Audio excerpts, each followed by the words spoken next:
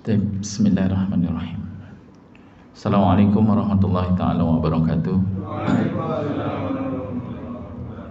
Alhamdulillahilladzi khalaqal mauta wal hayata liyabluwakum ayyukum ahsanu amala. Asyhadu an la ilaha illallah wa asyhadu anna Muhammadan abduhu wa rasuluhu la nabiyya ba'dah. Allahumma salli wa sallim wa barik ala Muhammadin wa ala alihi wa ashabihi ajma'in. Amma ba'd. Alhamdulillah jamaah sekalian melakukan Allah Subhanahu wa taala, seperti biasa mengingatkan diri pribadi dan juga jamaah sekalian untuk selalu membasahi lisan kita, memenuhi rasa dalam ruang hati kita dan melahirkan energi untuk menggerakkan jasadiah kita, semuanya dalam rangka mensyukuri nikmat Allah Subhanahu wa taala, nikmat iman, nikmat Islam. Dengan kedua pilar nikmat itu melahirkan banyak nikmat-nikmat yang lainnya, sehingga insya Allah mudah-mudahan dengan membangkitkan dan menjaga kesadaran akan nikmat tersebut, Allah karuniakan keistiqomahan kita insya Allah. Salam dan salawat semoga tercurah kepada uswah kita Rasulullah Muhammad sallallahu alaihi wasallam serta keluarganya, sahabatnya, dan insya Allah kita pengikutnya setia sampai akhir zaman. Jamaah sekalian, pertemuan kita pagi ini insya Allah mengingatkan kepada Al-Fakir dan juga mengajak jamaah sekalian untuk menjaga mental Ramadan, karena kita berharap kita menjadi generasi Rabbani, ya, bukan menjadi generasi Ramadhani. Kalau generasi Ramadan kencang baca Qur'annya hanya di Ramadan, kencang bangun tahajudnya, qiyamul lailnya, menghidupkan malam-malam hanya di Ramadan, sedekahnya dan seterusnya. Maka kita coba sama-sama memunculkan kesadaran itu. Seperti apa sih kita memunculkan Ramadan itu sepanjang tahun? Baik, diawali dengan kita coba lihat kebiasaan-kebiasaan generasi terdahulu terkait dengan bagaimana mensikapi eksistensi bulan Ramadan. Ini ungkapan ulama, keterangan di Lataiful Ma'arif menerangkan bahwa kanu yad'unallaha sittata ashhurin ayyablughum syahrul Ramadan. Mereka itu, para sahabat itu berdoa kepada Allah Subhanahu wa taala selama 6 bulan agar mereka bisa menjumpai Ramadan. Jadi ini ketika bicara tarhib, ya, penyambutan. Summa yad'una Allah sittata ashhurin ayyataqabbalahu minhum.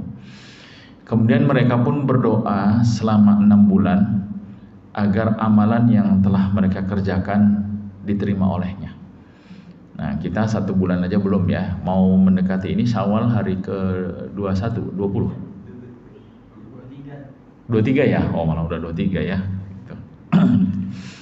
Nah, jadi masih ada waktu bagi mereka yang belum menyelesaikan puasa Syawal. Nah, berarti kita coba mengambil posisi, ya, mengambil posisi berarti yang ini, ya, mengambil posisi yang ini, bahwa generasi-generasi awal itu setelah Ramadan itu mereka berdoa kepada Allah Subhanahu wa taala agar amalan-amalan mereka yang mereka kerjakan di Ramadan, salah satunya mengejar Lailatul Qadar dan seterusnya itu diterima oleh Allah Subhanahu wa taala, dan itu selama 6 bulan, ya, selama 6 bulan melakukan itu.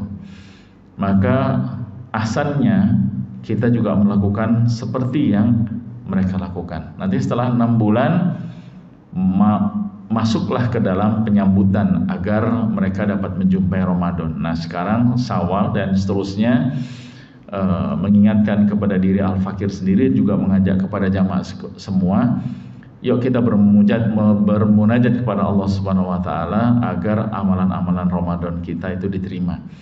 Dan bagaimana membangkitkan kesadaran-kesadaran itu, mengingatkan kembali, di-refresh kembali, sekaligus mengenal, ya, indikator yang ada pada diri kita untuk mengenal kemarin kira-kira ibadah Ramadan kita ada bekasnya nggak ya? Nah, ini yang akan kita coba sama-sama pahami, tidak hanya pahami tetapi juga berharap bisa membangkitkan kesadaran itu untuk kemudian kita bisa melakukan amalan-amalan Ramadan itu menjadi sepanjang tahun. Ali bin Abi Thalib, ini quote-nya Ali bin Abi Thalib, berpesan, kunu liqabulil amal asyaddah timama minkum bil amal.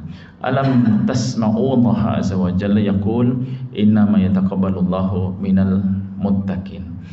Hendaklah kalian memperhatikan bagaimana agar amalan kalian diterima daripada hanya sekedar beramal. Tidakkah kalian menyimak firman Allah Subhanahu wa taala, innama yataqabbalullahu minal muttaqin, sesungguhnya Allah hanya menerima amalan dari orang-orang yang bertakwa. Nah, jamaah sekalian melakukan Allah Subhanahu wa taala, ini pesan dari Ali bin Abi Thalib bahwa setiap kita melakukan sebuah amal apapun bentuknya, maka hendaknya dimunculkan kesadaran, bukan sekedar habis beramal selesai. Khawatir itu nanti masuk ke dalam bab sekedar menggugurkan kewajiban. Nah, itu takutnya, khawatirnya sekedar habis menggugurkan kewajiban, udah selesai, udah melakukan ini selesai, dan seterusnya.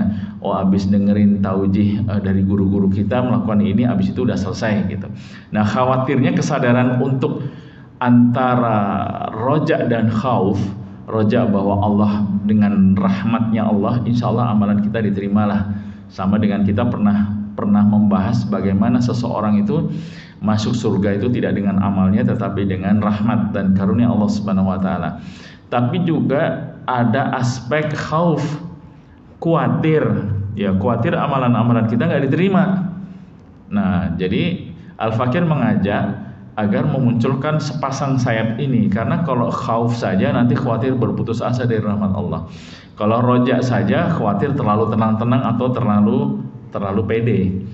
Ya, jadi dua hal ini mengajak, termasuk karena topiknya adalah dikaitkan dengan masih Syawal ba'da Ramadan, tetapi ini sesungguhnya adalah setiap amal yang kita lakukan jangan terlalu pede juga, tapi juga jangan terlalu takut juga. Jadi makanya kan kita diajarkan setiap sholat ketika ba'da salam, lafaz yang keluar apa? Istighfar. Ya kan? Kenapa? Karena ini mengajarkan kepada kita, membangkitkan kesadaran bahwa ya Allah, dalam sholat ini ya soal sah sih sah, jamaah sekalian, soal sah sih sah, tapi value-nya, nilainya itu di seberapa nilainya di hadapan Allah Subhanahu wa taala. Sah tapi kalau nggak ada nilainya kan naudzubillah tsumma naudzubillah. Nah, salah satu indikator nilai itu kan pasti, misalnya salah satunya adalah bisa mencegah kemungkaran, perbuatan keji dan mungkar. Nah, itu salah satunya. Nah, indikator-indikator inilah maka tahapannya jamaah sekalian, setelah melakukan suatu amal, ketika ini dikaitkan dengan Ramadan, termasuk Ramadan, yuk kita melakukan muhasabah. Ya, melakukan muhasabah, nanti kita kenali indikator-indikatornya, bahwa minimal kita berdoa dan bermunajat kepada Allah dengan sungguh-sungguh agar amalan-amalan Ramadan kita yang kemarin itu diterima. Dan pesannya Ali bin Abi Thalib adalah jangan habis melakukan amal udah selesai, merasa udah gugur kewajiban. Nah, seperti itu. Kita tidak ingin seperti itu, tetapi bermohon kepada Allah minimal untuk semua amal Rabbana taqabbal minna misalnya. Ini terkait dengan muhasabahnya. Nah, ini salah satu contoh ketika Aisyah radhiyallahu anha berdialog kepada Rasulullah Muhammad SAW terkait dengan surat Al-Mu'minun, walladzina yutuna ma atau wa qulubuhum wajilatun annahum ila rabbihim raji'un. Dan orang-orang yang telah memberikan apa yang telah mereka berikan dengan hati yang takut, karena mereka tahu bahwa sesungguhnya mereka akan kembali kepada Rabb mereka. Nah, terkait dengan ayat ini, Aisyah bertanya kepada Rasulullah, ahumul ladzina yashrabuna al-khamra wa yasrikun, apakah mereka orang-orang yang minum khamar dan mencuri sehingga mereka itu setiap melakukan amal itu jadi kayak ya takut. Kemudian dijawab oleh Rasulullah, La ya bintas Siddiq walakinnahumul ladzi yasumuna wa yusalluna wa yasaddaquna wa hum yakhafuna. Nah, mereka enggak Aisyah, mereka tuh orang yang berpuasa, menegakkan sholat, bersedekah gitu ya. Namun kemudian wahum yakhafuna, mereka itu takut. Apa yang ditakutkan sebenarnya adalah anla yuqbala minhum ulaika alladziina yusari'una fil khairat. Mereka itu takut kalau amalan yang telah mereka kerjakan tidak diterima di sisi Allah Subhanahu wa taala. Nah, ini jamaah sekalian dengan Allah Subhanahu wa taala terkait dengan tafsir surat Al-Mu'minun. Nah, karena Allah sudah berpesan seperti ini dan kemudian ada dialog antara Aisyah dan Rasulullah Muhammad SAW, maka hendaknya kita mengikuti saja. Ya, mengikuti saja. Jadi ada rasa khauf di situ. Ada rasa khauf dengan mengingat ketidaksempurnaan kita, keterbatasan ilmu, juga gejolak di dalam mental kita, hati kita karena ada ujian ini, ujian itu. Jangankan ujian ini, ujian itu ya. Kadang-kadang kita lupa kan naruh kunci mobil di mana, naruh kunci motor di mana. Ketemunya di rakaat ketiga kan gitu kira-kira. Nah, ini kan ulah syaitan Allah yang tadinya lupa kemudian dibuatkan ingat, tapi ingatnya tuh di rakaat kedua lah, di rakaat ketiga gitu. Nah, akhirnya apa? Bagaimana bisa kita berusaha mengenali hal-hal demikian? Kalau tiba-tiba ingat, ya udah astagfirullah, udah jangan ingat-ingat lagi, karena terkadang begini, otak kan di diri kita itu kalau di ilmu psikologi itu kan ada alam bawah sadar, ada alam sadar, ada alam bawah sadar. Alam sadar kita, jamaah sekalian, atau alam bawah sadar ini saya sering kaitkan dengan hati sih. Maka ketika kita sholat, alam sadar kita tuh menyadari bahwa kita sedang sholat. Tetapi alam bawah sadar kita, ya, atau hati kita itu berkecamuk. Kenapa sebentar lagi mau jalan, kunci motor belum ketemu, kunci mobil belum ketemu, dan sebagainya. Itu yang sering terjadi seperti itu. Maka ketika ada orang stres pun seringkali tidak mengakui dia sedang stres. Makanya kalau di psikolog atau di psikiater sering disebut adalah, oh, bapak atau ibu ini stres, alam bawah sadarnya yang stres gitu. Artinya bahwa sebenarnya dia stres, tapi dia tidak mengakui bahwa dia stres karena dia ingin menyangkal gitu, karena ada faktor ego dan seterusnya. Nah, itu nanti hal yang lain lah ya. Nah, jadi demikian jamaah sekalian dengan Allah Subhanahu wa taala, saya ingin mengajak bahwa kita memunculkan ya perpaduan antara khauf dan roja. Dalam hal ini adalah khaufnya, wahum yakhafuna alla yuqbalu minhum. Jadi mereka itu takut, ya, mereka itu takut amalan enggak diterima, maka mereka berdoa. Ya, mereka berdoa supaya amalan-amalan itu diterima oleh Allah Subhanahu wa taala. Dan kemudian juga diiringi dengan ulaikal ladzina yusari'una fil khairat. Mereka itu adalah golongan yang senantiasa berlomba-lomba dalam mengerjakan kebajikan atau kebaikan. Nah, jamaah sekalian bahkan Allah Subhanahu wa taala, ini konsep dasarnya ya. Kita mulai dari sini. Jadi mulai dari saya mengajak untuk kita sama-sama berdoa sampai 6 bulan ke depan agar ibadah Ramadan kita diterima, dan kemudian aspeknya tidak hanya aspek amalan Ramadan. Setiap amal yang kita lakukan, yuk kita bermunajat kepada Allah Subhanahu wa taala agar semua amalan itu diterima oleh Allah Subhanahu wa taala. Kenapa? Karena ada dinamika amal. Ya, karena ada dinamika amal. Dan itu merupakan suatu kewajaran juga. Aklafu minan amali ma tutikuna fa innallaha la yamallu hadza tamallu wa inna ahabbal a'mali ilallah adwamuhu wa in qalla. Bebanilah diri kalian dengan amal sesuai dengan kemampuan kalian, karena Allah tidak bosan sampai kalian merasa bosan. Ketahuilah bahwa amalan yang paling dicintai Allah adalah amalan yang continue walaupun sedikit.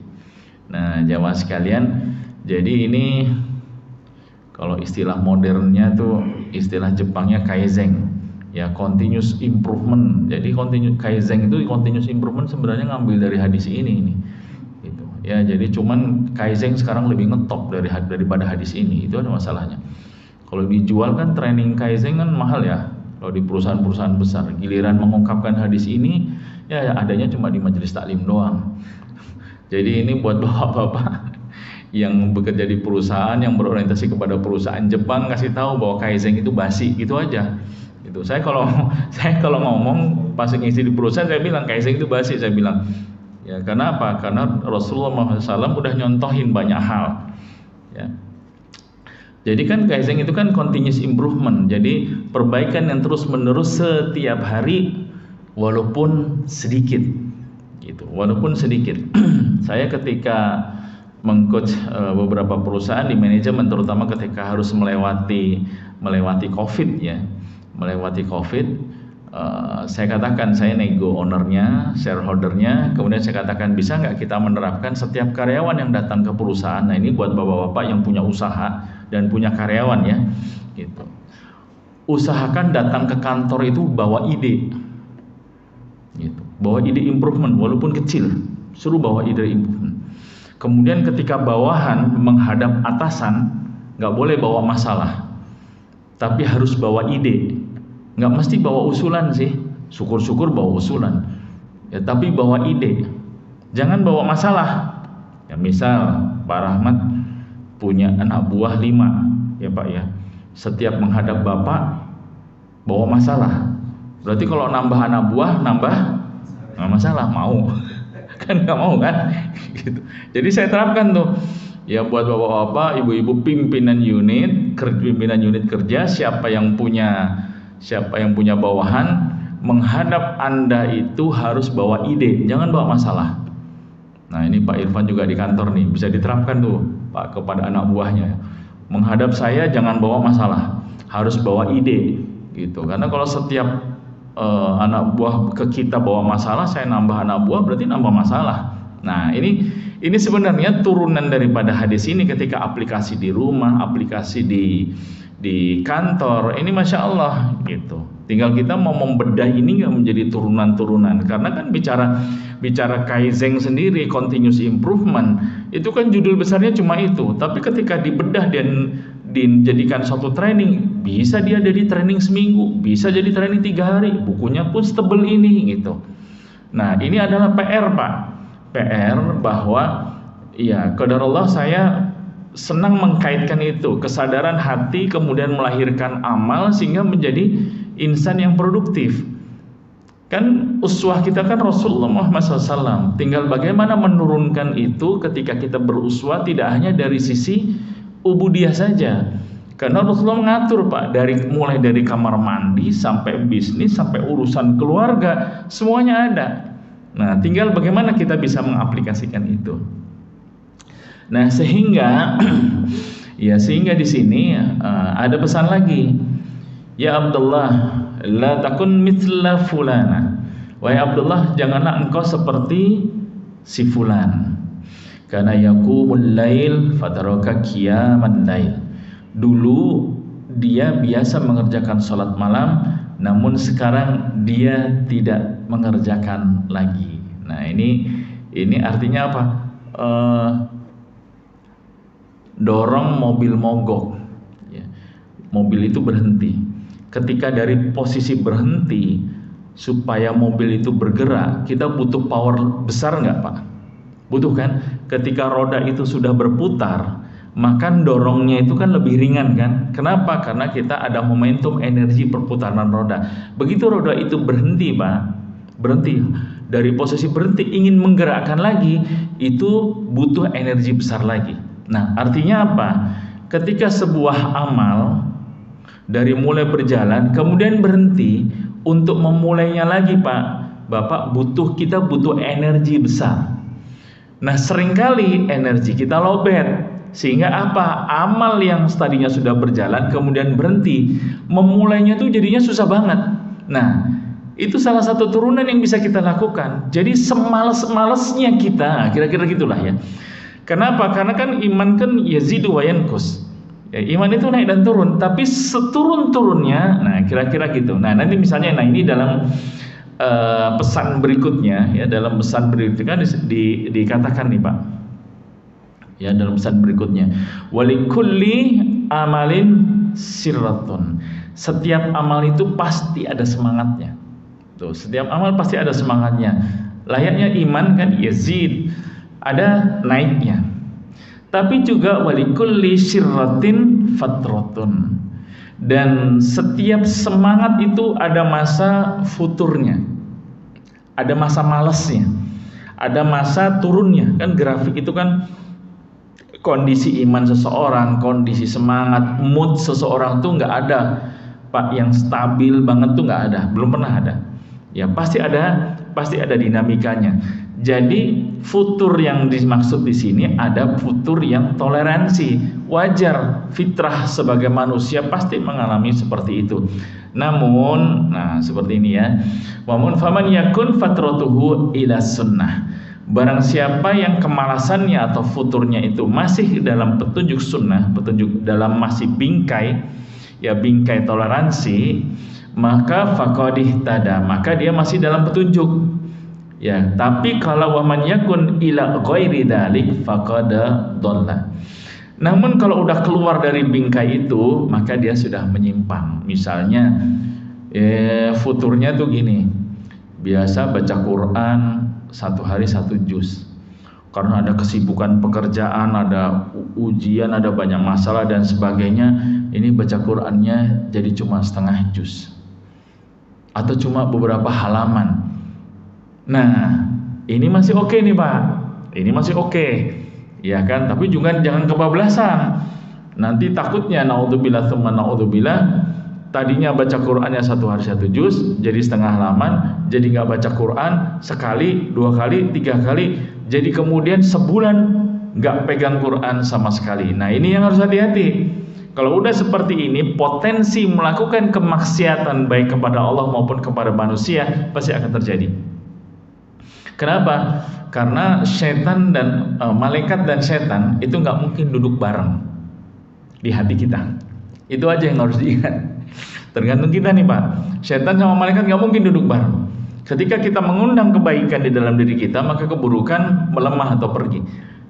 Tapi ketika ada potensi keburukan yang kemudian hinggap di hati kita, maka kebaikan akan melemah dan pergi. Dia nggak mungkin duduk bareng. Nah ini yang harus diingat. Jadi kuncinya ada di kita. Ya jamaah sekalian. Jadi dinamika seperti ini wajar ya. Jamaah sekalian, jadi wajar. Hanya jangan sampai futurnya itu masih dalam bingkai ila sunnah. Apa yang diperbolehkan, ditoleransikan oleh Rasulullah Muhammad SAW. Tapi jangan kebablasan, harus hati-hati. Ya, jadi ketika ada yang ngomong, ada sahabat kita, ikhwah kita, aduh aneh lagi futur nih, tanya aja nggak apa-apa. Futurnya lagi gimana sih? Gitu. Iya nih bangun tahajud kok susah banget ya. Udah berapa lama? Ya sehari dua hari ini sih. Masih oke lah ya. Kalau sehari berarti kan seminggu tuh dia masih bisa bangun satu kali tahajud. Tapi kalau kemudian ya udah 2 bulan 3 bulan nggak pernah bangun tahajud. Nah ini harus hati-hati nih. Alarmnya kalau udah kayak gini harus udah mulai nyala. Karena bahaya. Bentengnya kan udah mulai tipis nih. Ya bentengnya udah mulai tipis. Kira-kira seperti itu ya jamaah sekalian dimuliakan Allah Subhanahu wa taala. Nah, inilah pemahaman dinamika amal. Nah, sekarang sudah hari ke-23. Ya, hari ke-23. Gimana dinamika amal kita ba'da Ramadan sampai kepada hari ini hari ke-23 Syawal. Gimana continuous improvementnya, continuous amalnya, continuous actionnya seperti apa? Bagaimana sholat tahajud kita sebagai bentuk qiyamul lail kita? Gimana bacaan Quran kita? Bagaimana sedekah kita dan seterusnya. Nah sekarang jamaah sekalian, bapak-bapak yang harus bisa merenungi itu, melihat kondisi 23 hari di Syawal seperti apa. Contoh ya. Nah contoh. Kalau nggak salah, kita pernah mengkaji ya bareng-bareng kenapa pada saat Ramadan kita bisa bangun sholat tahajud, kemudian pada saat Syawal jadi susah lagi bangun tahajud. Kalau nggak salah pernah ya di sini. Penyebabnya di mana? Masih ingat nggak?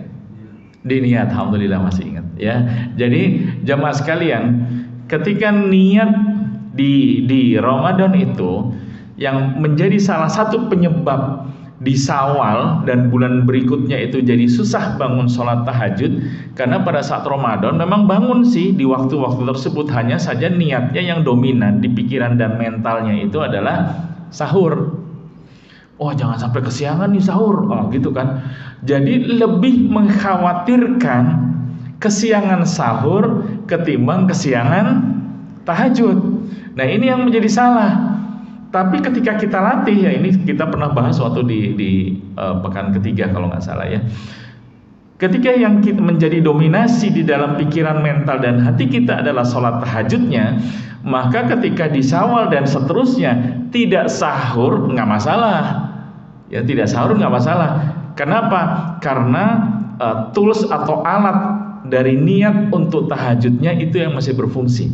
Tetapi ketika seseorang itu di Ramadan yang dominan adalah sahurnya, sementara di bulan-bulan berikutnya sebagian besar dari kita kan melaksanakannya paling Senin, Kamis, atau sedikit di antara kita yang melaksanakan sholat puasa sunnah Nabi Daud seperti itu. Nah, ini yang menyebabkan kemudian kesadaran itu menjadi hilang. Karena apa? Karena perbedaan di niat. Padahal misal ya ini contoh saja kan, ketika kesadaran diangkat terkait dengan kemuliaan sholat tahajud, bahwa ketika kita tahu ini kan masya Allah harusnya kita kejar ya. Faida madha thuluthul lail aw nisful lail nazala ila sama'id dunya. Ya, jika telah lewat tengah malam, sepertiga malam yang akhir, ini Allahnya tertinggal. Allah Azza wa Jalla faqala hal min sa'il fa'utiyahu hal min mustaghfir. Allah yang Maha Mulia dan Maha Agung turun ke langit yang paling rendah. Maksudnya langit yang paling rendah itu langit dunia ya. Lalu berkata, adakah orang yang meminta kepadaku saat ini? Ya, hal min fa'aghfira lahu hal min ta'ibin fa'atuba alaihi hal min da'i fa'ujibah. Ketika minta pasti akan aku beri. Adakah yang mohon ampun? Pasti aku akan ampuni. Adakah orang yang minta tobat? Fa'ajibah. Pasti aku akan ijabah tobatnya itu. Dan ini terjadi ya, ini terjadi wadhalika fi kulli lailatin hatta yatlu'ul fajar. Kondisi seperti ini terus berlalu kemudian sampai terbit fajar. Nah, jamaah sekalian bukan Allah Subhanahu wa taala. Ini contoh saja, mengambil satu contoh. Ketika kita punya hajat, kita punya kebutuhan, kita punya berbagai macam persoalan yang harus diselesaikan. Ya, punya berbagai macam persoalan yang diselesaikan. Kita meminta tolong kepada atasan kita minta tolong kepada orang yang kita anggap bisa menyelesaikan, itu saja kita butuh effort yang luar biasa. Kadang-kadang SMS kita belum dibalas, kalaupun udah dibaca nggak direspon. Nah, jamaah sekalian, dalam kondisi seperti ini Allah Subhanahu wa taala itu kan seperti kayak nunggu nih. Ya, kayak nunggu kita bangun. Kita nggak usah repot-repot ngejar Allah Subhanahu wa taala.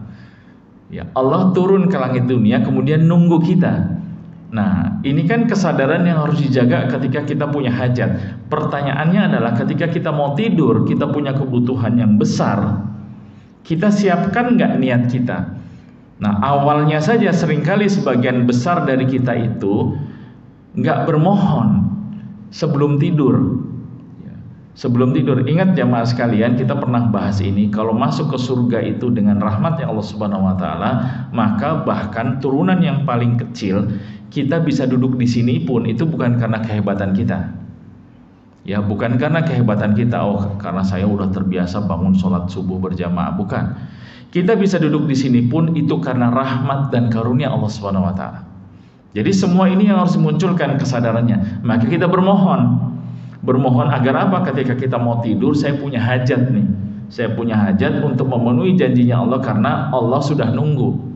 Makanya saya ketika membangunkan keluarga saya, ya istri sama anak-anak, bahasa saya Pak seringkali begini, ya bangunkan istri misalnya, Mi bangun, Mi bangun, Allah udah nunggu, nah gitu. Saya sering membangunkan dengan lafaz itu, ya kan, Kak bangun Kak, Allah sudah nunggu, gitu. Allah sudah nunggu. Ayo jangan biarkan Allah sudah nunggu. Bayangin Pak, kalau di rumah kita lagi tidur, kemudian ada informasi bahwa Pak Wali Kota datang ke rumah kita, respon kita gimana? Kita lagi tidur nih, ya Wali Kota atau Gubernur datang, Pak bangun Pak, ada Pak Wali Kota datang ke rumah. Pak Wali Kota, ada apaan ya? Langsung buru-buru berbasuh muka apa segala macam, langsung ganti dan sebagainya.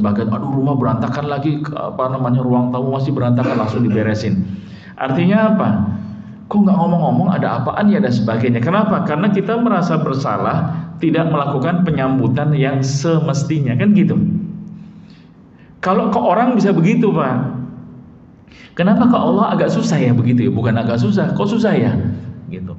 Padahal di sini bahkan Allah tuh nunggu.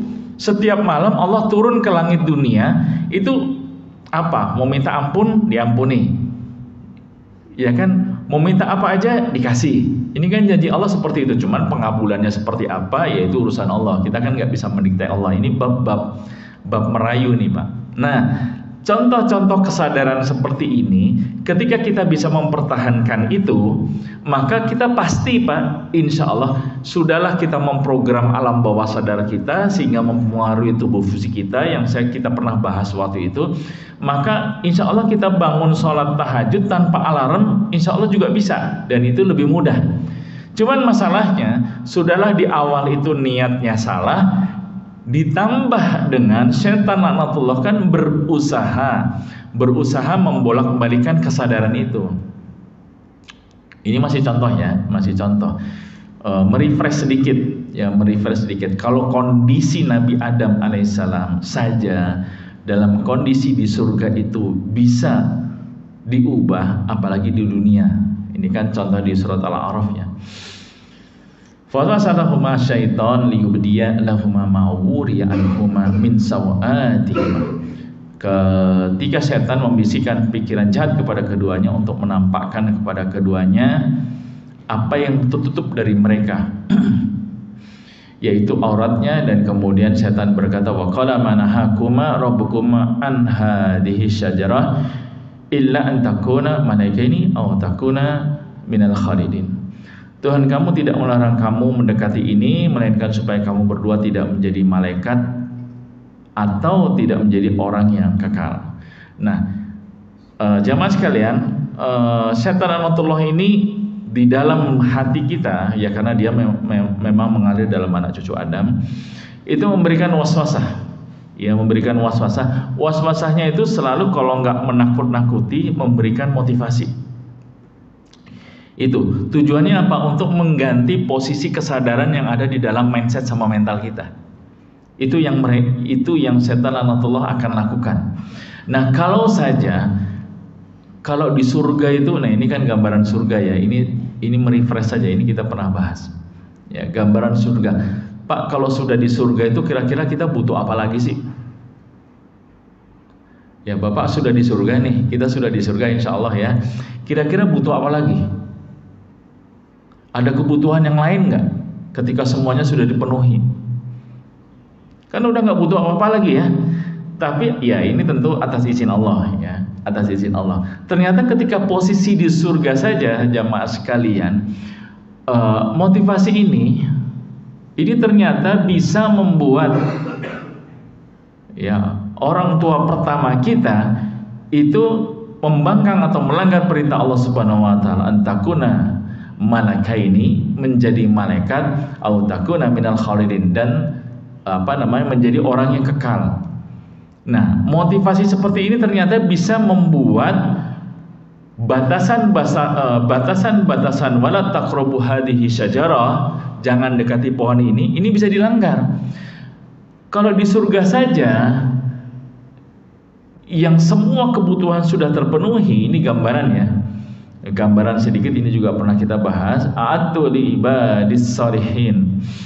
Aku sediakan hambaku orang-orang yang soleh kenikmatan, maksudnya kenikmatan di surga. Seperti apa sih kenikmatan di surga? Mala ainun ra'at, wala udhunun sami'at, wala khatara ala qalbi bashar. Gak pernah dilihat oleh mata, gak pernah didengar oleh telinga, dan gak pernah terlintas dalam hati manusia. Artinya tuh kita membayangkan fasilitas atau keindahan, bayangan kita belum apa-apa ketimbang kondisi realnya. Ternyata itu saja masih bisa dikalahkan dengan iming-iming malakaini dan minal khalidin. Itu di surga. Terus gimana dong dengan kita?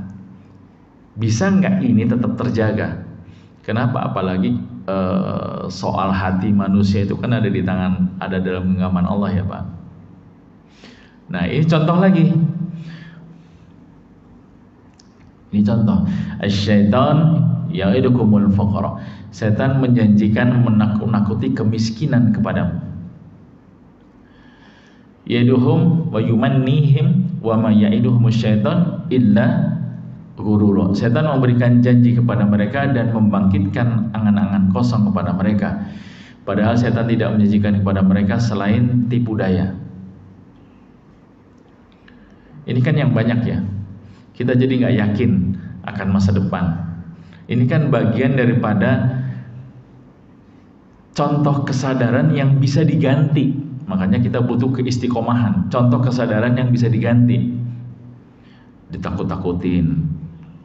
Misalnya ketika ada musibah atau usaha kita lagi diuji sama Allah dengan kebangkrutan. Nah kalau udah gitu udah tuh setan langsung bisikin tuh Pak, ayo lo nanti bayar cicilan mobil gimana lo, ayo lo bayar cicilan rumah gimana, anak-anak mau masuk sekolah, mau masuk kuliah gimana bayarnya, nanti begitu ada yang sakit harus operasi, ayo lo biaya operasi mahal dan sebagainya. Ya memang biaya operasi mahal, cuman akhirnya kan kita jadi tidak yakin bahwa Allah itu pasti akan nolong. Paham ya Pak ya? Ini bermain di dalam nih. Kenapa ini menjadi penting, dan ya qadarullah saya menyukai hal ini. Kenapa? Karena fokus apa yang ada di dalam pikiran sama mental kita itu mempengaruhi energi yang keluar. Ya, mempengaruhi energi yang keluar. Cerminannya itu adalah melalui lisan kita. Salah satunya yang pernah kita bahas adalah rasa syukur. Kan saya pernah nanya waktu itu, indikator kita ini hamba yang bersyukur atau tidak mudah dilihat dari apa? Masih ingat gak? Indikator pengen tahu nih, pengen ngecek kita ini orang yang gampang bersyukur atau enggak, salah satunya apa? Kebaikan. Iya, tapi indikatornya apa paling gampang? Kayaknya harus ada ujiannya nih Pak Yoga. Indikatornya adalah lisan yang banyak keluar dari mulut kita itu apa? Banyak syukur atau keluhan? Masih ingat kan? Ya, syukur atau keluhan, itu aja, itu salah satu. Karena kan gini, penting Pak kita mengenal indikator. Ya kan, tentunya yang menilai mutlak kondisi keimanan kita, amal kita itu kan pasti Allah. Pasti Allah. Tapi kan kita butuh muhasabah. Kita butuh kalibrasi lah. Kita perlu kalibrasi. Maka salah satu contohnya kan waktu Ramadan kemarin saya katakan adalah tolong diingat-ingat aja deh, omongan yang keluar dari lisan kita itu banyak omongan syukur atau keluhan. Kenapa? Karena lisan itu cerminan dari hati. Apa yang ada di dalam hati kita, cerminan itu dari lisan. Kan bagian dari tahadus bin nikmat. Tahadus itu kan muhadasah, saling berbicara, membicarakan kenikmatan. Nah artinya ya misalnya kemarin kan saya udah kasih contoh, bersyukur itu gampang. Nggak usah tunggu dapat rezeki beli mobil, beli rumah dan seterusnya. Lama nanti bersyukurnya. Bersyukur itu gampang, hanya dengan nyeruput kopi panas. Masih ingat ya Pak? Ya kan, atau teh panas, ya kan, gitu. Habis itu, itu dia tuh. Coba deh rasain ahnya itu nah, terapinya gimana Pak? Diungkapkan. Masya Allah, Alhamdulillah, terima kasih Allah, nikmat bener ini kopi, nikmat bener ini teh, kan gitu. Abis lagi makan ini hidangan sup, misalnya dibuat sama istri hidangan sup panas, oh Masya Allah, terima kasih ya Mi, nikmat bener dikasih istri solehah pinter masak. Sering-sering diomongin Pak, ya sering-sering diomongin, ini pernah kita bahas, karena ini bentuk terapinya seperti itu. Nanti dengan cara seperti ini akan menahan ketika ada beban, keluhan dan sebagainya, menahan yang itu. Karena kalau ini yang tidak sering-sering tidak melakukan tahadus binikmah, nanti yang keluar adalah keluhannya. Langsung teringat, aduh cicilan belum lunas lagi, diomongin kan, itu terus yang diomongin gitu kan. Aduh nanti buat biaya operasi ini gimana ya, diomongin lagi. Akhirnya menjadi keluhannya lebih banyak ketimbang syukurnya. Bisa dipahami Pak ya? Gitu. Jadi ini hal sepele, karena apa? Ya, dalam kajian-kajian saya kan seringnya saya suka membuat kesepakatan. Tolong lakuin yuk, sama-sama kita kerjain. Kenapa? Harus ada proses terapinya setiap hari yang kita lakukan. Nah itu indikatornya seperti itu. Karena kalau enggak, ini akan dibuat nih Pak, hal-hal seperti ini oleh setan anatullah. Kalau kita tidak penuhi itu lisan kita dengan omongin aja lah Pak, apapun alhamdulillah bersyukur, alhamdulillah bersyukur, alhamdulillah bersyukur. Bahkan ada yang ekstrim. Kan tadi kan futur itu boleh selama masih dalam bingkai tidak melakukan kemaksiatan. Jadi bahkan ketika bicaranya syukur, ada orang yang kerjanya tidur aja. Tapi ketika tidur tapi dia tidak melakukan kemaksiatan, itu sudah bersyukur tuh. Ini yang berbahaya, udah tidur melulu melakukan kemaksiatan. Nah itu dia tuh. Jadi kalau udah misal kita punya anak tidur mulu tapi dia nggak melakukan kemaksiatan, bersyukur dulu. Abis itu baru kita improve tuh. Paham ya Pak ya? Kan kenapa? Karena kita ingin mengejar. Kita ingin mengejar, ketika syukur maka nikmatnya akan ditambah sama Allah Subhanahu wa taala. Nah gitu. Nah ini kita bangkitkan lagi nih soal kesadaran seperti ini. Nah, ini kan terkait dengan janji-janji setan. Lanatullah. Wa qala syaitan lamma qudiyal amru innallaha wa'adakum wa'dal haqq wa'adtukum fakhlaftukum. Dan berkatalah setan ketika di yaumil hisab, sungguhnya Allah telah menjanjikan kepadamu janji yang benar dan aku pun telah menjanjikan kepadamu tetapi aku menyalahinya. Nah ini kan kurang ajarnya kan begini nih. Ini pengakuan setan ya Pak, pengakuan iblis Allah dan kelompoknya. Jadi udah ngomong nih di yaumil hisab nanti dia akan ngomong kayak gini. Ya akan ngomong kayak gini. Jadi saya mengingatkan diri pribadi dan juga jamaah sekalian untuk membangkitkan kesadaran ini terus, ini melekat nih di pikiran kita. Wa makana li 'alaikum min sultan il anda'autukum fastajabtum li. Sekali-kali tidak ada kekuasaan bagiku terhadapmu, melainkan sekedar aku menyeru kamu lalu kamu mematuhi seruanku.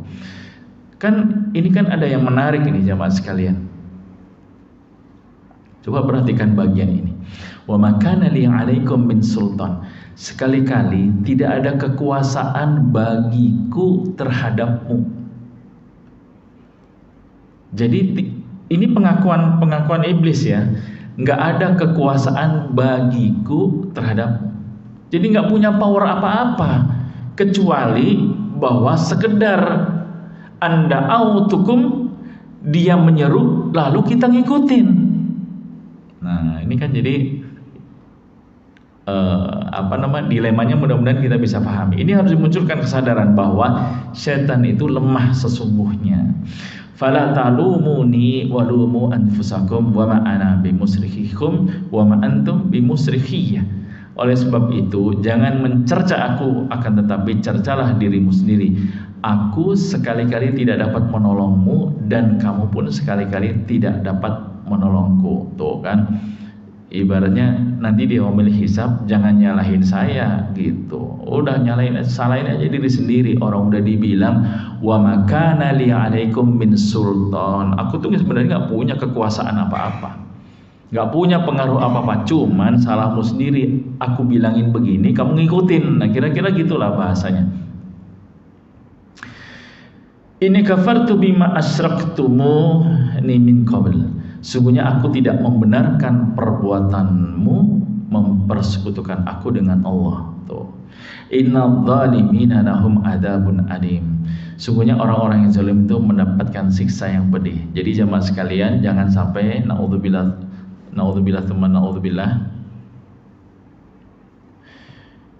pada saat nanti di yaumil hisab kita naudzubillah ketemu dengan pengakuan iblis yang itu sebenarnya kemudian berlepas diri dari apa yang sudah dia lakukan pengaruhnya terhadap kita. Nah, hal ini harus dimunculkan terus.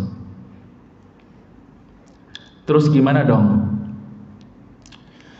Nah, lagi-lagi adalah begitu banyak tipuan, begitu banyak fata morgana, begitu banyak halusinasi dan sebagainya. Sekarang kita lihat gimana caranya dalam hal ini dalam surat An-Nur. Ya ayyuhalladzina amanu la tattabi'u khutuwatis syaitan. Wa may yattabi' khutuwatis syaitan fa innahu ya'muru bil fahsya'i wal munkar. Ya, bahwa setan itu pastilah akan membuat kita mengerjakan perbuatan yang keji dan mungkar. Maka di awal sudah disebutkan jangan mengikuti langkah-langkah setan. Tetapi yang menarik adalah falaula fadlullahi alaikum warahmatuhu mazaka minkum min ahadin abada. Sekiranya kalau bukan karena karunia Allah dan rahmatnya kepada kamu sekalian. Nah ini dia jamaah sekalian. Kan kita butuh ini nih, ujung-ujungnya kan kita butuh ini. Kalau bukan karena rahmat Allah, kalau bukan karunia Allah kepada kita, mazaka minkum min ahadin abada walakinallah yuzakki mayasa. Nggak akan ada yang bisa luput dari apa? Dari ini. Walaupun sudah ada peringatan itu, wa may yattabi' khutuwatis syaitan. Apapun status kita. Jadi apa? Ketika kita berhasil membuka Quran, kemudian kita membacanya, tolong yuk sama-sama kita memunculkan kesadaran. Alhamdulillah, tolong ya Allah, terima kasih Engkau berikan rahmatmu kepada aku sehingga aku bisa baca Quran nih. Habis sholat tahajud, munculkan kesadaran itu ya Bapak sekalian. Alhamdulillah ya Allah, Engkau sudah karuniakan karena rahmatmu ya Allah, aku bisa bangun tahajud dan aku bisa sholat tahajud barusan. Termasuk sholat subuh berjamaah ini. Alhamdulillah ya Allah, terima kasih atas rahmatmu, Engkau telah membuat aku bisa sholat subuh berjamaah. Termasuk setelah mengikuti kajian ini, alhamdulillah ya Allah, karena rahmatmu. Kenapa demikian jamaah sekalian? Untuk mengusir, memendam dan mencegah bibit-bibit ana khairu minhu. Ini kan bahaya nih. Ana khairu minhu, ini kan bahaya. Oh, saya bisa bangun tahajud kan karena saya dari pondok pesantren. Oh, gitu. Saya bisa hafal Quran karena saya dari pondok pesantren. Saya bacaan Quran saya bagus karena saya kan keturunan ulama. Gitu. Ini kan sebenarnya bibit ana khairu minhu, aku lebih baik dari dia. Ingat Bapak sekalian, bahwa iblis laknatullah yang tadinya Azazil itu terusir dari surga itu kan karena ana khairu minhu.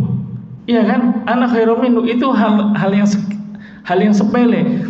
Karena merasa dirinya lebih baik daripada Nabi Adam, maka perintah Allah pun tidak diindahkan lagi. Nah, turunan ana khairu minhu ini hati-hati, ini tipis banget nih Pak. Ini tipis banget. Maka kalau kita bisa memunculkan kesadaran, alhamdulillah ya Allah, kalau bukan karena rahmat Allah, nggak mungkin aku bisa duduk di majelis ini. Kalau bukan karena rahmat Allah ya Rabb, nggak mungkin aku masih bisa baca Quran, aku bisa merujaah Quran, aku masih bisa dikaruniakan keistiqomahan. Nah, kemudian munculkan kesadaran itu dan munculkan rasa syukur yang luar biasa, juga takut apa? Takut Allah mencabut berkah dan rahmatnya. Sehingga kalau udah seperti itu Pak yang dimunculkan, habis itu diomongin terus sebagai bentuk rasa syukur. Ini bentuk terapinya ya, sebagai bentuk rasa syukur. Mudah-mudahan setiap ada pintu-pintu yang mulai terbuka ketika setan anatullah masuk, ketutup lagi, masuk ketutup lagi, masuk ketutup lagi. Kenapa? Karena setiap saat minimal di antara waktu-waktu sholat dari subuh ke zuhur, bisa memasuki zuhur tanpa melakukan maksiat. Alhamdulillah ya Allah, kalau bukan karena rahmat-Mu, naudzubillah, mungkin saya sudah terjerumus ke dalam kemaksiatan. Dari zuhur ke asar, alhamdulillah ya Allah, kalau bukan rahmat-Mu, karena karunia-Mu. Nah seperti itu. Nah ini harus diterapkan Pak. Salah satu bentuk terapinya diucapkan saja. Diucapkan kalau itu di keluarga, diucapkan di keluarga, atau diucapkan sendiri aja. Alhamdulillah ya Rabb, alhamdulillah. Nah gitu. Ini bentuk terapi kita ya Pak ya. Itu terapi kita. Sehingga walau la fadlullah alaikum warahmatuhu. Kalau bukan karena rahmat dan karunia Allah, udah ini mazaka minkum min ahadin abada. Ya Pak ya. Nah, baik. Nah, terus gimana dong? Dikaitkan dengan, karena sekali lagi kita butuh indikator ya Pak ya. Sekali lagi kita butuh indikator. Ini menurut Ibnu Rajab Al-Hambali di Lataiful Ma'arif, anna mu'awadatas siyami ba'da siyami Ramadan alamatun ala qabuli saumi Ramadan. Kembali lagi melakukan puasa setelah puasa Ramadan itu tanda diterimanya amalan puasa Ramadan. Nah, ini quote-nya, pesannya Ibnu Rajab. Kan kita sama-sama belajar kita untuk mengenali indikator. Kira-kira amal Ramadan saya diterima nggak ya, kan gitu kan. Ya sekali lagi penilaian mutlak itu ada di Allah ya Pak ya, ada di Allah. Tapi kita butuh. Nah ini salah satu contohnya adalah ketika kita berpuasa lagi, dalam hal ini bisa puasa Syawal, itu adalah alamatun ala qabuli Ramadan, saumi Ramadan. Fa innallaha idza taqabbala amala abdin wa faqahu li amalin sholihin ba'dahu. Karena ketika Allah sudah menerima amalan seorang hamba, maka Allah akan memberikan taufik untuk melakukan amalan soleh setelah itu. Nah, jadi ini indikatornya gitu ya Pak ya. Ini indikatornya nih. Fa innallaha idza taqabbala amala abdin wa faqahu li amali solihil ba'dahu. Jadi ketika Allah sudah menerima amalan kita, amalan seseorang, maka Allah akan memberikan taufiknya, ya, memberikan taufiknya agar seorang hamba itu akan bisa melakukan amalan soleh berikutnya. Tuh, sekali lagi Pak ya, jika ini untuk muhasabah kita habis baca Quran, ya, kita habis baca Quran. Ketika Allah menerima bacaan Quran kita, maka Allah akan memberikan rahmatnya, memberikan taufiknya, memberikan karunia-Nya, memberikan kemampuan kepada kita untuk apa? Untuk bisa membaca Quran di masa berikutnya. Kalau sholat tahajud kita, tanda ya menurut Ibnu Rajab itu diterima, maka Allah akan memberikan taufiknya, keberkahan dan rahmatnya menjadi sebuah energi yang menggerakkan jasadiah kita. Untuk apa? Bisa melakukan sholat tahajud berikutnya. Sedekah juga begitu. Kalau Allah terima sedekah kita, maka Allah akan memberikan kekuatan dan memberikan energi kepada kita. Supaya apa? Supaya kita bisa melakukan sedekah berikutnya. Dan seterusnya, dan seterusnya, dan seterusnya, dan seterusnya. Bisa dipahami Pak ya? Jadi ini buat indikator. Jadi kalau misalnya Kita habis melakukan, ya ini karena babnya yang dipakai contohnya babnya Ramadan, kita pakai bab. Kita habis melakukan Ramadan dengan ibadah yang Masya Allah luar biasa. Tapi begitu Syawal kok mau puasa Senin Kemis berat, mau puasa Syawal berat, mau baca Quran berat, mau tahajud berat. Nah ini hati-hati ya, ini hati-hati nih, harus benar-benar banyak istighfar, minta ampun sama Allah, kemudian tangan keangkat minta sama Allah, ya Allah Rabbana taqabbal minna, ya Allah apa saumnya, siyamana wa sujudana fi Ramadan, dan seterusnya. Jadi supaya apa, kok habis Ramadan futurnya keterlaluan ya. Memang sih naudzubillah nggak sampai maksiat, cuman kok jadi kayak generasi Ramadan bukan generasi Robbani. Nah ini silahkan bapak-bapak sekalian mengintrospeksi diri. Saya mengajak tentunya mengingatkan kepada Al-Fakir, diri pribadi juga, tidak hanya untuk diri sendiri tapi keluarga ya Pak ya. Tolong diinikan ke keluarga. Gimana dengan amalan istri kita, anak-anak kita, orang tua kita dan seterusnya, supaya kita lebih peduli dengan kondisi-kondisi seperti itu. Ini kalau menurut Ibnu Katsir ya, ketika mentafsirkan dari surat Al-Lail, tafsir Quran, itu Imam Ibnu Katsir mengatakan min thawabil hasanatil hasah ba'daha wa min jazaiz sayyi'atis sayyi'ah ba'daha. Di antara balasan kebaikan adalah kebaikan selanjutnya, dan di antara balasan kejelekan adalah kejelekan selanjutnya. Nah, sekarang ini indikatornya. Jadi ketika kita sudah berusaha, kita berniat melakukan kebaikan, tanda bahwa kebaikan yang kita lakukan, apapun ibadahnya, itu diterima oleh Allah Subhanahu wa taala, maka Allah akan memudahkan seseorang itu melakukan kebaikan-kebaikan berikutnya. Bisa dipahami ya Pak ya, gitu. Soal rukun dari sebuah amal, bisa saja sholat kita sah, bukannya nggak sah.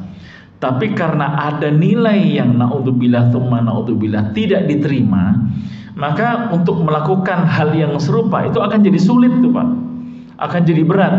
Kayak tadi kan baca Quran, murojaah Quran, bangun sholat tahajud dan sebagainya.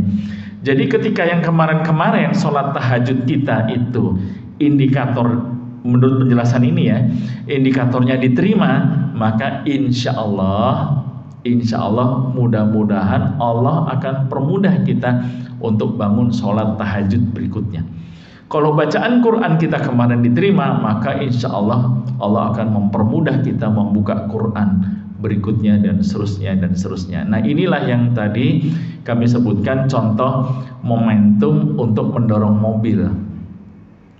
Selama ini berjalan terus amalnya dan tidak berhenti, maka kita ngirit energi, nggak boros energi. Tapi kalau kemudian sampai kepada berhentinya kenapa? Bermula dari pergantian kesadaran yang ada di dalam pikiran dan mental kita. Tiba-tiba kita nggak ngeh aja Pak, bahwa sholat tahajud itu sangat kita butuhkan, bahwa Allah itu dalam tanda kutip sudah nunggu seseorang hambanya untuk bangun. Ingat Pak, Allah nunggu. Tiba-tiba kita nggak ingat aja, nggak ingat bahwa saya pernah menyampaikan ini juga, bisa saja nggak ingat gitu. Makanya kan harus ada ujian ya Pak Irfan ya, gitu, harus diulang lagi. Karena ini kajian ini, hal-hal seperti ini, apalagi kalau bicara kajian tazkiyatun nafs, ada rumah setiap hari disapu, atau gini Pak, rumah itu dikunci ya, dikunci rapat, kemudian nggak ada orang yang masuk. Begitu sebulan kemudian ketika kita masuk, akan ada debu nggak? Tetap ada. Dari mana kira-kira debu itu ya? Kan dikunci tuh. Akan ada sarang laba-laba nggak? Padahal kan rapat tuh. Nah, artinya apa? Kadang-kadang polusi atau toksit, racun itu nggak mesti dari luar, tapi juga dari dalam. Sama dengan tubuh kita. Ya, kenapa tubuh kita tuh sering saya suka memberikan kajian terkait dengan holistic healing, bagaimana melakukan detoksifikasi. Karena apa? Kotoran itu bisa dari luar, bisa juga dari dalam. Karena di dalam tubuh kita ini kan juga ada sampah yang harus dikeluarkan. Nah, ini yang harus hati-hati. Tetapi kalau kemudian rumah ini setiap hari pagi dibersihkan, sore dibersihkan, kotorannya banyak atau sedikit? Sedikit. Kenapa? Rajin-rajin dibersihkan. Tapi kemudian kalau jarang dibersihkan sebulan, kan butuh usaha yang tenaga yang lebih besar kan Pak untuk membersihkan. Kadang-kadang nggak cukup satu orang. Tapi kalau masjid ini misalnya setiap hari pagi siang dibersihin, satu orang saja saya pikir cukup untuk bersihin. Tapi ketika sudah 2-3 bulan, nggak cukup satu orang untuk membersihin masjid ini karena kotorannya naudzubillah luar biasa. Nah, kira-kira seperti itu. Jadi pentingnya setiap hari melakukan terapi, melakukan pembersihan dan sebagainya. Nah, sehingga apa? Nah, ini indikator ya Pak ya. Indikatornya adalah maka mudah-mudahan kita bisa masuk ke dalam kriteria khairul ummah. Karena kriteria khairul ummah itu adalah ta'muruna bil ma'ruf wa tanhauna 'anil munkar. Nah, ini salah satunya adalah seperti ini. Waktu saya khutbah di Ittihad kemarin, saya katakan bahwa setan anatullah itu nggak takut dengan mereka yang hanya rajin ibadah saja tapi tidak ada buahnya. Setan anatullah nggak takut Pak sama mereka yang ahlu tahajud, nggak takut. Setan anatullah nggak takut dengan penghafal Quran. Setan anatullah nggak takut dengan mereka yang di masjid aja kerjaannya tapi tidak melakukan amar ma'ruf nahi munkar. Karena bagian utama dari nataijul ibadah, buah daripada ibadah itu adalah bisa mencegah perbuatan keji dan munkar. Maka penting bagi kita memahami ini. Ya kan? Di sini dikatakan man ra'a minkum munkara falyughayyirhu biyadihi fa illam yastati fa bi lisanihi fa illam yastati fa bi qalbihi wa dzalika adaful iman. Jadi siapa di antara kalian yang melihat kemungkaran, ubah dengan tangannya, kemudian ubah dengan lisannya, kemudian kalau nggak mampu, ya minimal tidak setuju dengan hatinya. Jadi jangan cuek-cuek banget, karena itulah selemah-lemahnya iman. Nah, jamaah sekalian bahkan Allah Subhanahu Wa Taala, saya mengajak diri pribadi dan juga jamaah sekalian untuk bisa memunculkan kesadaran ini. Tanda bahwa apa yang kita lakukan itu benar, maka buah daripada semua ibadah yang kita lakukan adalah kita bisa mencegah perbuatan keji dan mungkar. Bukan hanya kemudian diam. Ibadah tahajud kita harus ada buahnya. Ibadah bacaan Quran kita harus ada buahnya. Ibadah sholat kita harus ada buahnya. Sungguh ironis ketika kita rajin ke masjid, tetapi di samping masjid di luar perumahan kita misalnya, atau di masjid di perumahan kita sajalah masih banyak yang belum bisa baca Quran. Misal, ini mengingatkan diri pribadi dan juga mengajak bapak semua. Misal, memang sih minimal, alhamdulillah jamaah tidak ada yang berkurang. Tapi masa sih ketika yang dilihat wajahnya itu aja? Misalnya di sini di Topas, kira-kira yang datang sholat subuh berjamaah dibandingkan dengan prianya yang ada di klaster Topas berapa persen? Berapa persen? Supaya tahu itu, supaya tahu itu. Jadi kaidah nanti melakukan review, kaidah mutabaah, ini penting. Kayaknya baru 20% nih atau 25%, ternyata masih 75%. Ya kan? Yang belum sholat subuh berjamaah di masjid. Ketika kita mengetahui itu dan membangkitkan kesadaran itu, akhirnya akan muncul apa?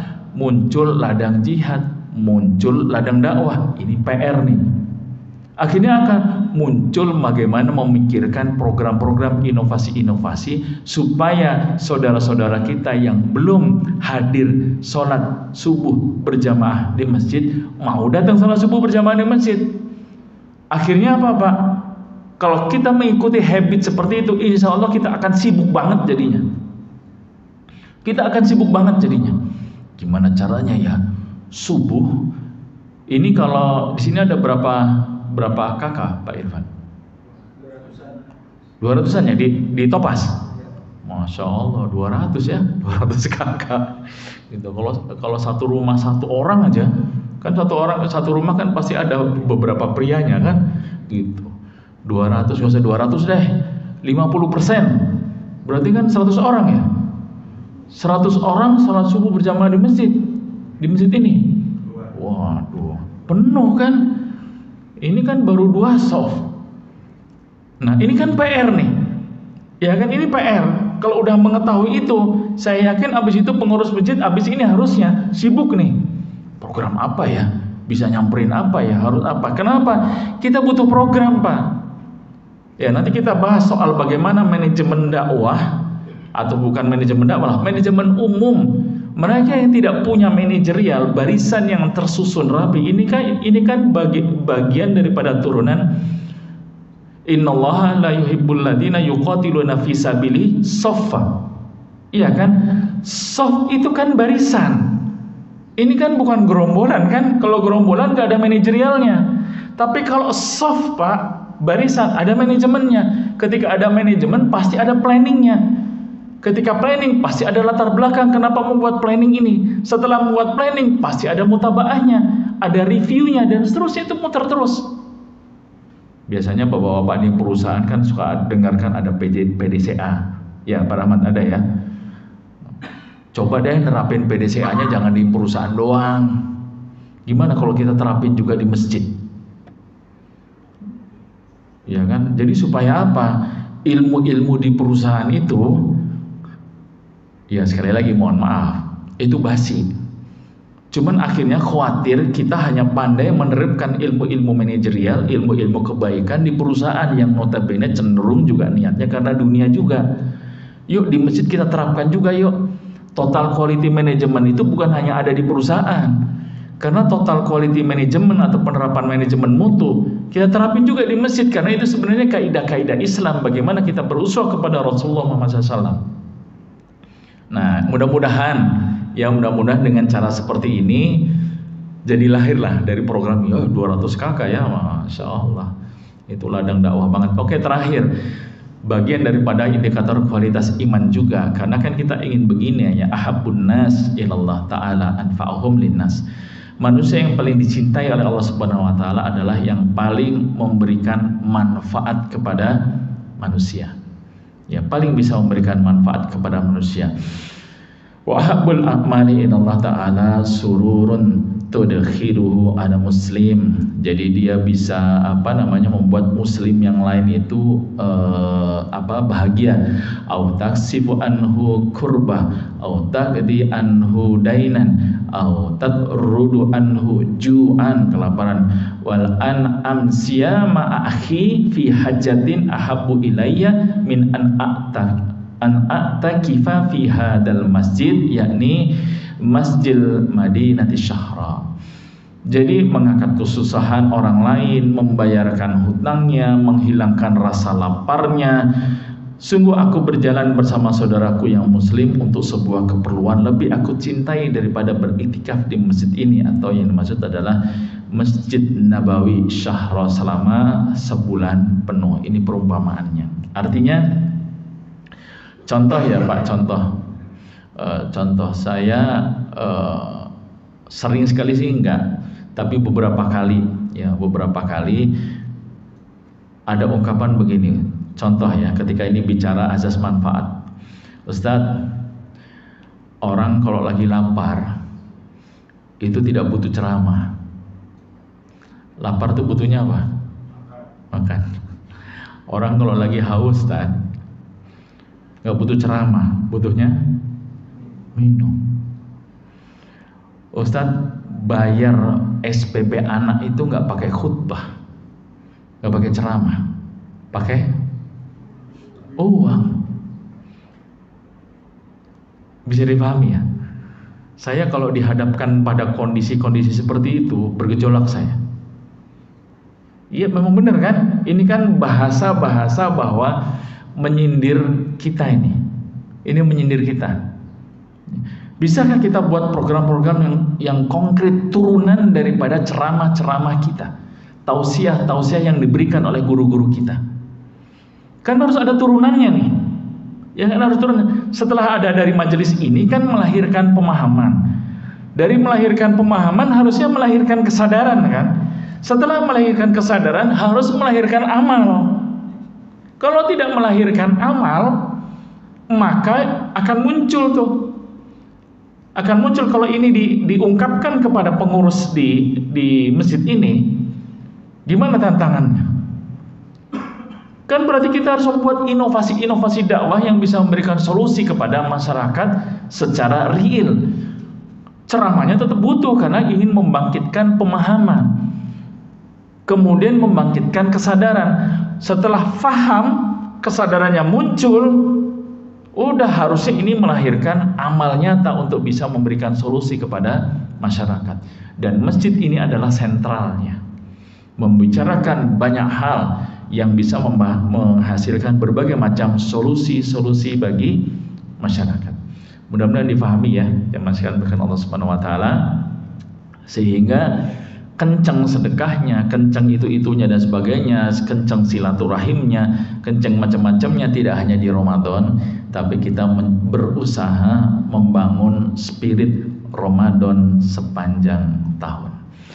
Baik jemaah sekalian berkenan Allah Subhanahu wa taala, mungkin itu yang bisa kami berikan pada kesempatan ini, sama-sama mengingatkan terutama diri pribadi Al-Fakir sendiri agar terus apapun kita lakukan dan mengajak jamaah sekalian untuk bersama-sama dalam sebuah soft barisan yang rapih, karena kita bukan gerombolan, sehingga ketika kita berjamaah dengan barisan yang rapih maka yadullah ma'al jamaah, genggaman Allah maksudnya adalah pertolongan Allah bersama dengan orang-orang yang berjamaah selalu ada pada setiap aktivitas amal kita. Yang benar datangnya dari Allah, sementara yang salah dan khilaf semata-mata karena kebodohan diri pribadi. Mohon dibukakan pintu maaf yang sebesar-besarnya. Wa'alafu minkum billahi taufiq wal hidayah. Assalamualaikum warahmatullahi ta'ala wabarakatuh.